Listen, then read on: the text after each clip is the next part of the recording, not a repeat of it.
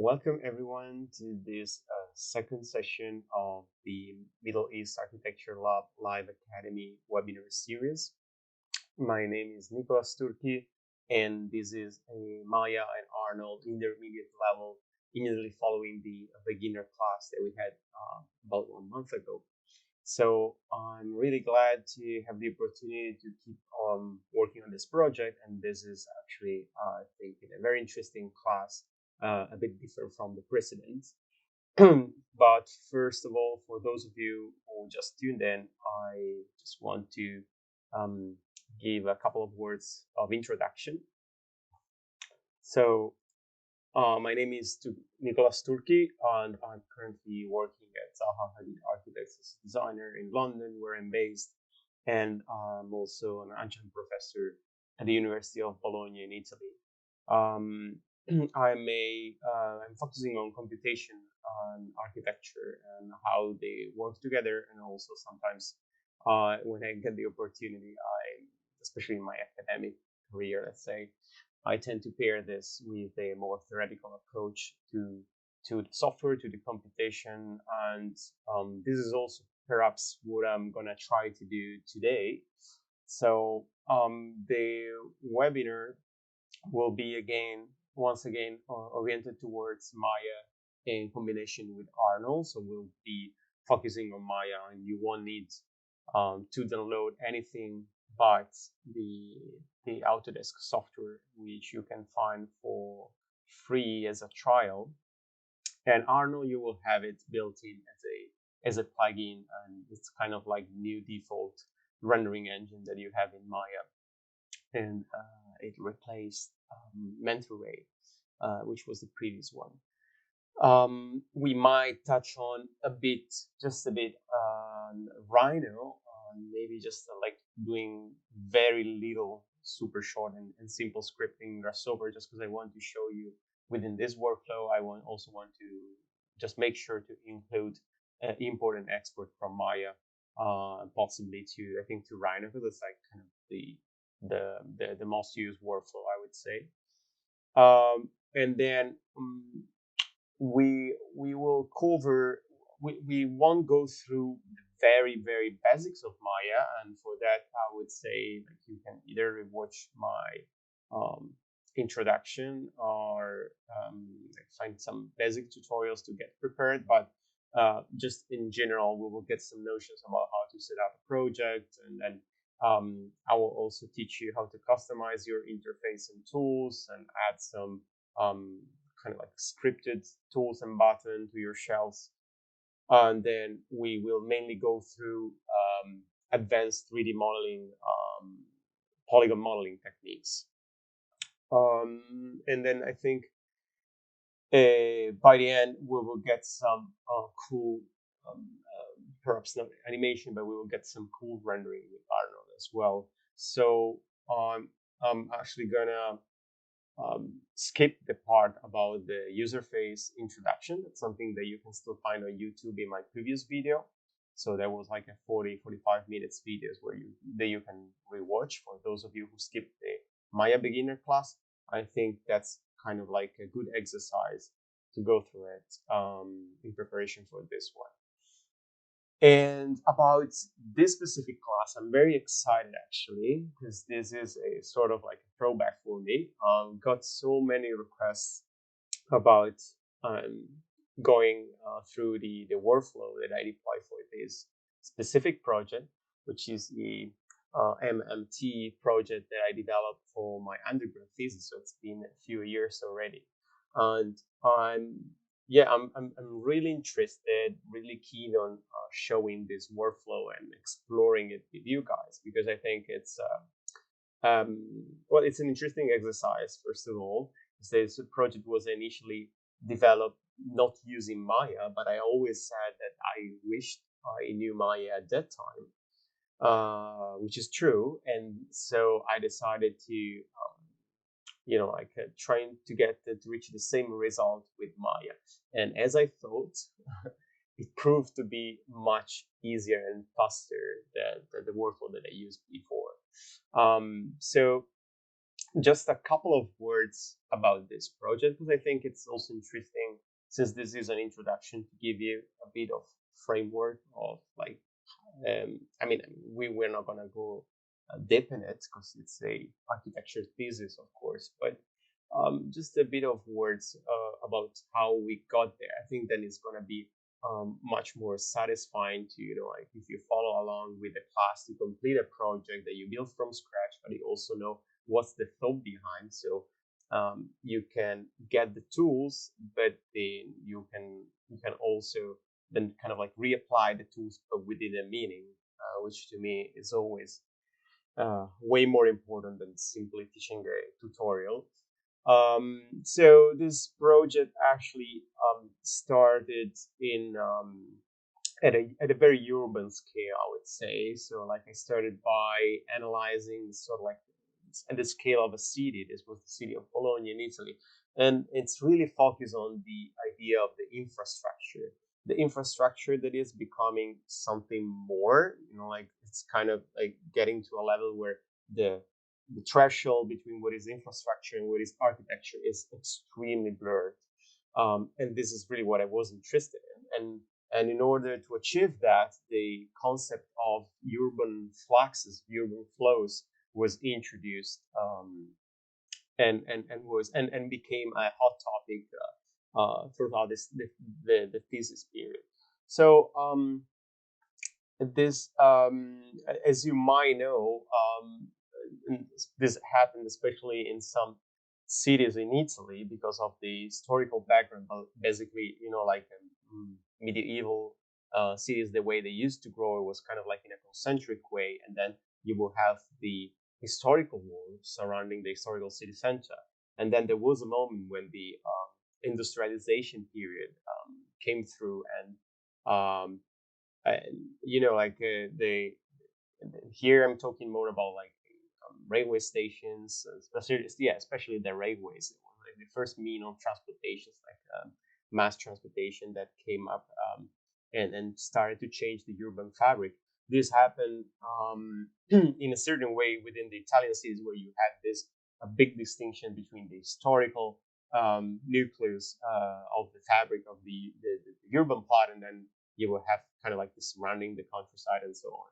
And so it happened in a city like Bologna. It happened like in so many others, that the railway station just, like it wasn't really a proper plan intervention. It was just like not getting through the historical city center, but immediately outside. So outside of the walls, the historical walls. So all the development that happened later was just um, was just happening to the north, or either to the north or to the south of the railway tracks. And this is what happens. So nowadays the city looks pretty much like it's split in half by the railway tracks. So like the diagrams that you see here is this was really first approach, like more a research um, oriented approach, where like the entire city was mapped, organized according to certain thematics.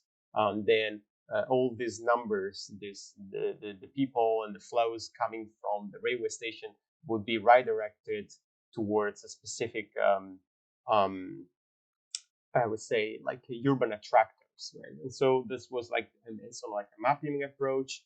And then we started to understand certain algorithms, how kind of like secondary attractors would divert people's path and connections towards the the final destination. And this was brought down to the kind of like railway station area, or anyway the intervention area scale. So it is sort of like a plot of overhanging passages and slow mobility connections. It started to get layered and layered on the top of the old infrastructure. So it's kind of like in an infrastructure that is trying to, kind of restore the connection that we had before between the historical city center and what happened later. And all these paths were, of course, thematized according to the connection that was coming from the basic understanding of the algorithm of the in this case in Bologna um, urban fabric and functions. And so that happened in a way that perhaps these, like these bridges were not just a way to cross the tracks, but they were also at building a connection and creating new stimulus for reactivating specific urban areas. For instance, where we had two parks that were split by the railway. So in that case, the bridge connecting them will become itself an extension of a park. And so on, where we had like sport facilities, we could have like running tracks and so on happening at this level in this like suspended bridge. And so, yeah, basically reactivating these areas. In the meantime, got a bit abandoned. And so we come to the project itself, which is what we are gonna do. So there will be like this kind of like background file, but at the same time, we're going to focus on like Museum of Mobility and Transportation, which is this building that I started to develop myself when I got to the architectural scale after this urban, let's say, exercise. And I just must mention, say a couple of words in this case about this guy. Some of you might know. This is Henri Bergson, who lived between the 19th and the 20th century, and is one of the main French philosopher and thinker.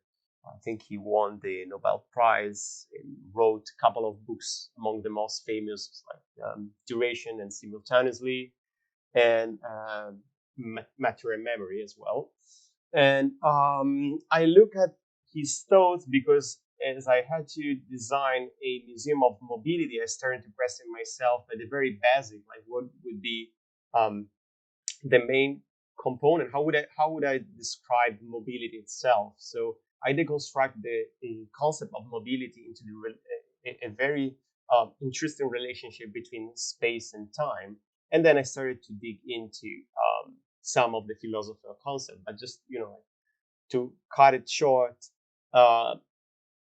One of the main thematic that I was able to discern and understand from his writings is that basically we as humans, we perceive time actually most of the time through space.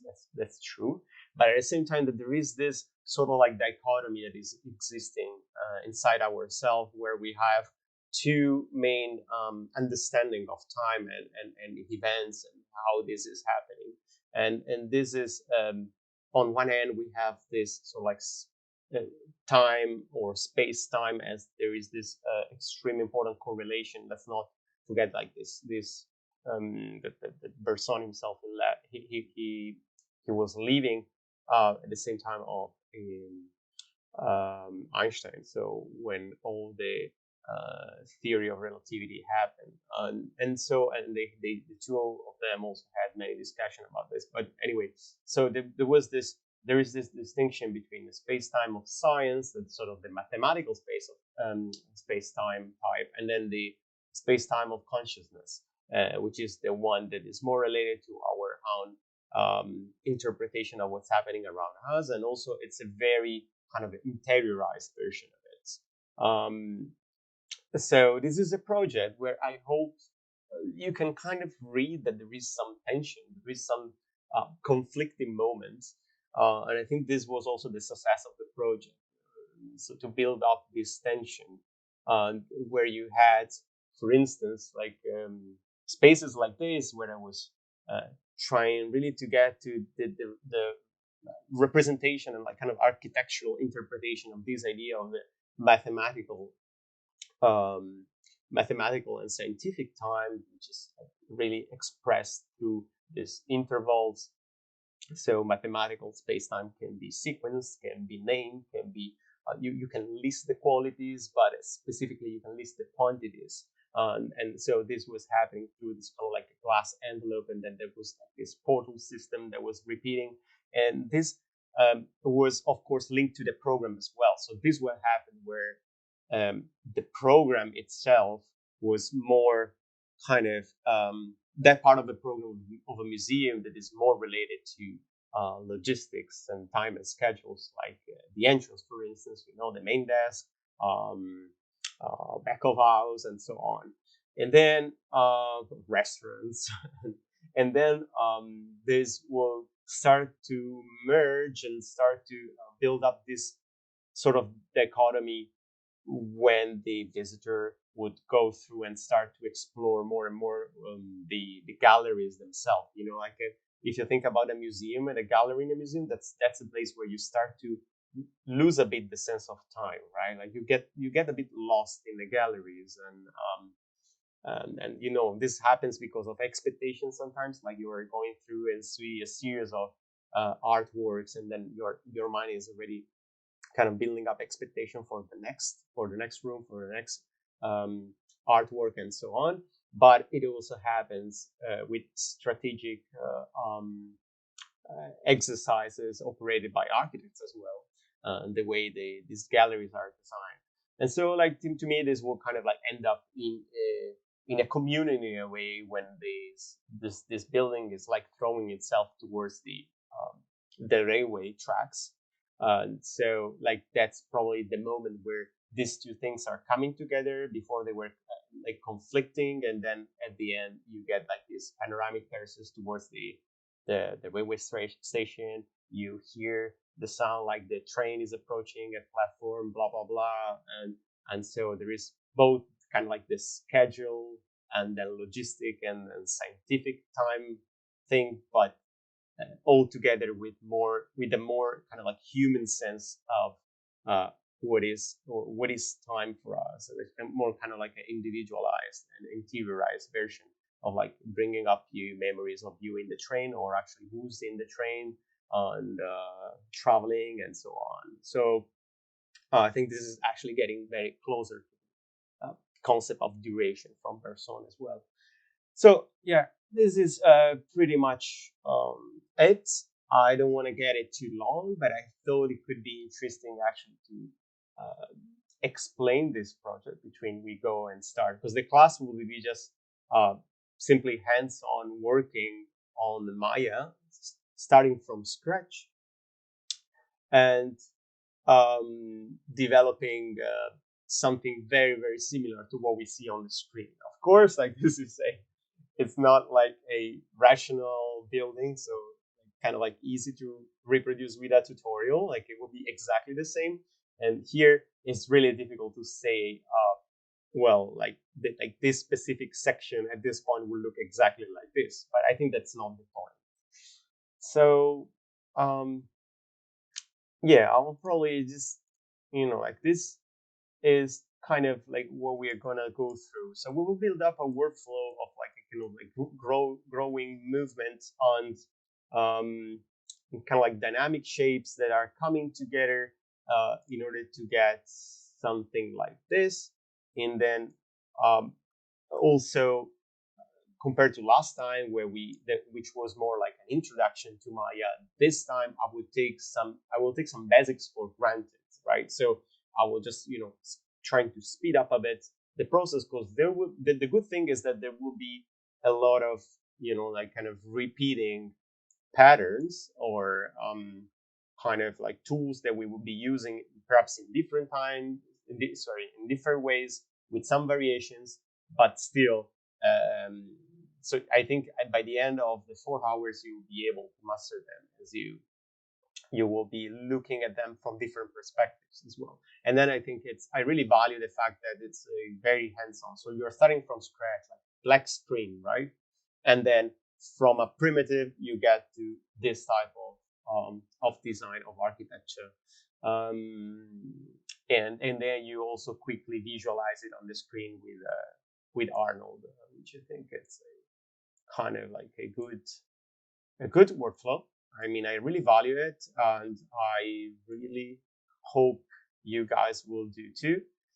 There will be just a little back and forth with Rhino and Grasshopper, just like little short, super easy script. Sorry, definition that we're gonna write. So I mean, I don't really ask you guys to be uh, to know how to use Grasshopper that much. I mean, this is not a tutorial done in Grasshopper. It's mainly Maya based, but there will be a little thing which I also find pretty interesting, because it's kind of like where we get to the mathematical um, sort of like space-time objects, we are getting back to a more mathematical approach using Grasshopper. So this is also my personal approach to the software. Right? I kind of like to link together the way I use the software with what I want to convey, the message, the final message. So it's not just about the final render. Is also about the process. I mean, at least with me, this is how it works. And I think this is interesting. I will show you also how to do it in Maya, but for some reason I find it better to do it in Grasshopper and in Rhino, and it gave me the opportunity to explain. I mean, it will give me the opportunity to explain you guys how to do back and forth between the software as well. So yeah, I really hope to see you there, guys. I hope you are interested in it, and really glad to be back on teaching with Neil. Thank you very much.